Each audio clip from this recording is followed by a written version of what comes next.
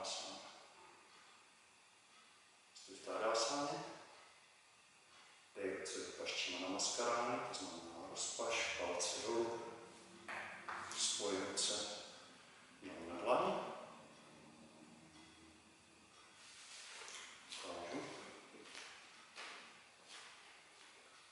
Rozpažíš palce dolů. Spoj ruce dlaň na dlaň. Umístí je co nejvíš na zádech. Pocať pánev.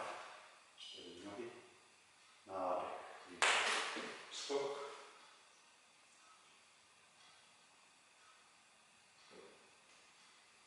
Toč levou nohu. Výtoč pravou.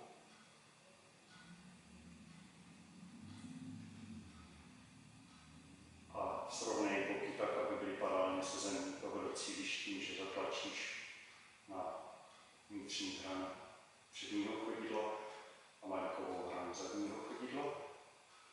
Zvedneš češku na zadní noze a točíš vnitřní stehno směrem dovnitř.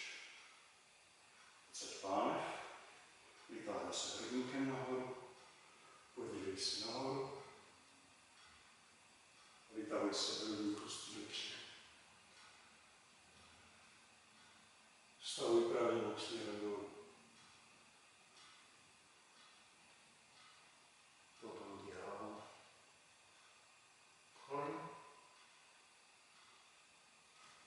Paškotása. Pevný nohy.